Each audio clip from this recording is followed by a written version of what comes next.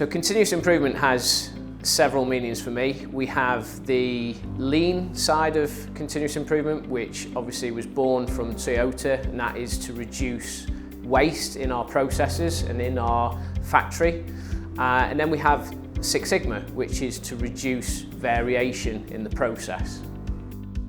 I think in manufacturing, the processes that we look at in terms of reducing waste have many benefits to our end users. Obviously, we're in medical devices and we provide a service to lots of different customers, including the NHS. So in terms of variation and waste, we want our customers to receive the products that are really good quality, have the least amount of variation, and obviously we want to reduce waste in our processes so that we're efficient as a business. And with a really challenging and economic times, we want to make sure that waste is minimal. We're trying to improve our variation and reduce our variation in the products, and we're trying to reduce our waste, which means ultimately a better product all round and a better business, a more sustainable business, and a business that will be here for another 60 years. I'm really pleased to be able to share with you some of the work that we've been doing here at Pennine for our journey on continuous improvement, and I'm going to introduce you to the project team leaders and let them discuss with you and show you what they've done. My name is Sophie. I am the Factory of the Future lead here at Pennine, and I've been working here for 11 years. So my project was to look at the inefficiency in packaging machines. The overall OEE efficiency wasn't great, we didn't really hit targets. We had 3 different machines and we really looked into one of them to see what we could do for it. We are now in our control phase. We have implemented our improvements and we're now seeing some improvements in figures and OEEs. So the waste we identified in the project was waiting. ST100, we had a cycle delay which was really long, which was causing waiting time, so you were waiting to load the machine. So we've now decreased the waiting time and we're getting more products out per hour. So our savings for the project is we are reducing the need for overtime, and we've got a monetary value of 70k. So next we need to lock in the project and finalise all the paperwork and make sure that we can carry on throughout the rest of the journey. Hi, my name is Damien Barnes. I'm the maintenance supervisor and I've been working here for 13 years.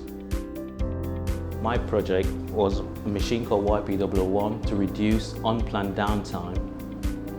I'm currently in the control phase of my project. We've made a lot of improvements and we're now seeing the benefit. Just last month alone, we produced over 180,000 Yonkers versus the previous month. So that shows that our control are in place and the improvement has been made. The waste that we identified in this project was waiting. It was due to waiting for parts or maintenance waiting to repair the machine and also repairing of the machine. My savings is 35,000 plus.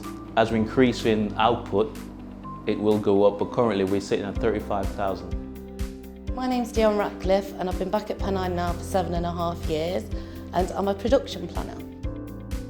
Our project was SP001, one of our packaging machines, had a lot of lane variation within the seal strength. We're at the control phase of our project at the moment. We have done a lot of measurement system analysis, data collections to try and find out where the variation is. We have contacted suppliers and managed to find that the seal variation is actually a standard sort of thing across the packaging machine itself. We identified 3 wastes. We had a lot of waiting time, in-house process checks, so excess processing, and a lot of motion.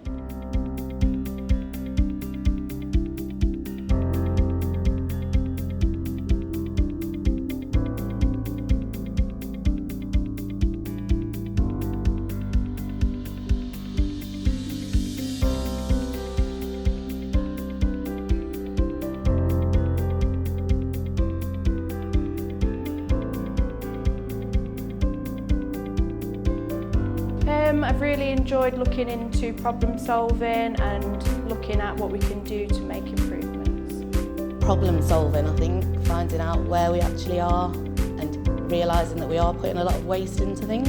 Working as a team, looking at different perspectives and not making assumptions